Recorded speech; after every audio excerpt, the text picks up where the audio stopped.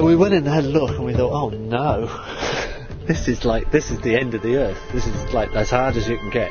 This is hyper arid, and it's 10 acres of almost dead flat, completely salted landscape, 400 metres below sea level, the lowest place on earth, 2 kilometres from the Dead Sea, right, to about 2 kilometres where Jesus was christened. Hardly got any rainfall. We've got temperatures in August that go over 50 degrees. Everybody's farming under plastic strips. Everybody's spray. Everybody's putting synthetic fertiliser on. Overgrazed with goats, just like maggots eating the flesh off the bone down to the bones of the country. Literally like maggots, giant maggots eating it to nothing. So we designed up a system that would harvest every single bit of rainwater that fell on it.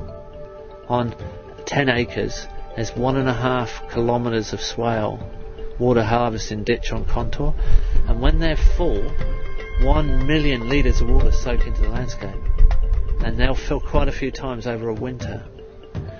And then we heavily mulched those swales with organic matter, which was trash from organic fields nearby, and we put that almost 0.5 metre deep.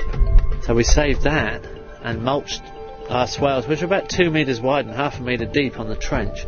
Then we put micro irrigation underneath the mulch, and then on the uphill side of the water harvesting trench we put nitrogen fixing very hardy pioneer desert trees, which help shade and reduce wind evaporation, and also put nitrogen into the soil and structure the soil for us.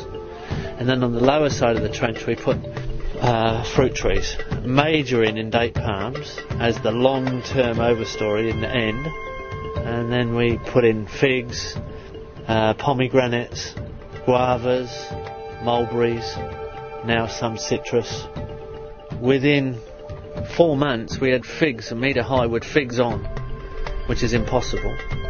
We've done a course, male and female course, trained up some locals, and we got a translator who's working for the project. He had his degree in agriculture in the Jordan University, and he got onto his mates and said in the agricultural department, well, you said we couldn't grow figs, we got figs growing and we got figs on them. You better come and test the soil, because no matter what you say, we're either growing in salty soil what we shouldn't be growing, or we've desalted the soil, and we'd like to know what we've done.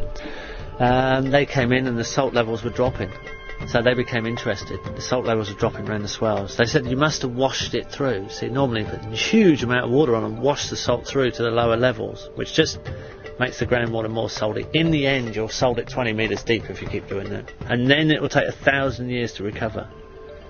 And we use only 1/5 the amount of water. So the water, they thought we'd washed it all through. No, we'd used 1/5. That really got them when they realised how much water we hadn't used.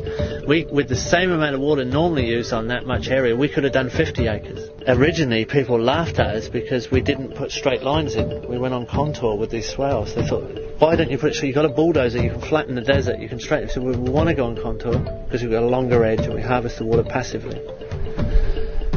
Then we planted more non-fruiting trees than we did fruit trees, so they laughed at us. Because we were planting unproductive things, more than productive things. What's the point, you know? In soil that won't even grow anything, so, you know. And then we covered all the inside of the swale with a huge amount of mulch, where they scrape all their organic matter off and burn it, like most traditional agriculture. In the middle of winter, we got a funny email saying, we've got a problem.